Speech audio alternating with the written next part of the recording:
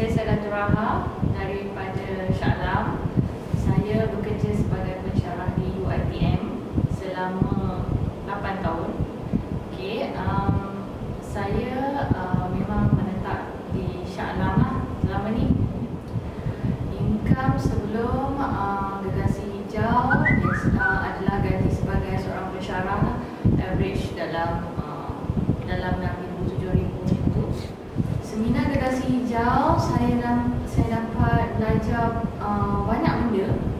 Antaranya yang betul-betul trigger saya pada masa tu bila saya nampak jelas pada hari tersebut, pada bulan 8 saya join Gergasi Hijau pada bulan 8. Saya nampak apa big why saya masa tu, dan saya rasa sangat sedih sebab saya masih belum dapat untuk nak membawa kedua bapa saya mengerjakan umrah.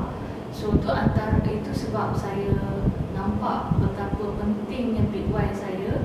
Dan sampai itu sebab ibu saya memang mengidap penyakit kanser. Itu sebab saya rasa sangat sedih saya tak dapat berjaya bawa dia untuk tahun ni. So saya berazam sungguh-sungguh masa seminar Gergasi Hijau tu, saya memang nak bawa, dan saya rasa perlu ada perubahan dalam diri saya. Kena buat something to make sure that my big why boleh berjaya capai. Sangat cepat. Sebab sebenarnya masa Gergasi Hijau tu sendiri, saya saya menjadi stokis Derma Al-Kausar.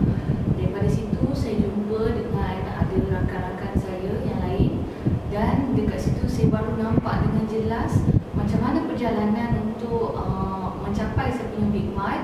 Dan alhamdulillah, almost every week, every day ada benda yang bila kita dah set kita punya impian tu, saya nampak perubahan dari segi saya berjaya jumpa macam-macam Allah cuba bantu kita untuk bantu kita punya perniagaan. Sebab kita dah minta pada Allah dan nampak sangat benda tu memang menjadi.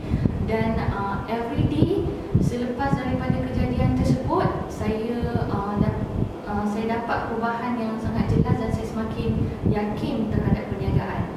Dan antara yang saya nampak lebih jelas lagi sekarang, bila saya nampak, walaupun saya tak adalah sehebat stokis Al-Kausar yang lain, tapi pada saya ini adalah satu pencapaian dalam hidup saya.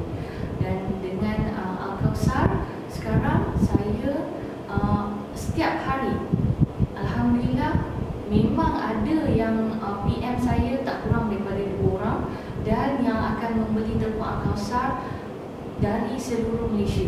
Memang ada sales tu. Dan selepas Gergasi Hijau terdapat peningkatan yang sangat ketara dalam tempoh 2 bulan ni, sangat drastik, dan boleh mencapai hampir 3 angka tambahan daripada sebelum ni. Pada saya, seminar Gergasi Hijau ni perlu disertai oleh semua rakyat Malaysia, terutama sekali warga Melayu sendiri, Islam. Datanglah untuk buka minda anda, untuk buka kesedaran anda, untuk mencapai apa sebenarnya impian anda, apa big why sepatutnya dalam kehidupan kita. Jangan hanya terus mengikut arus kehidupan yang biasa-biasa. Kita perlu buat sesuatu.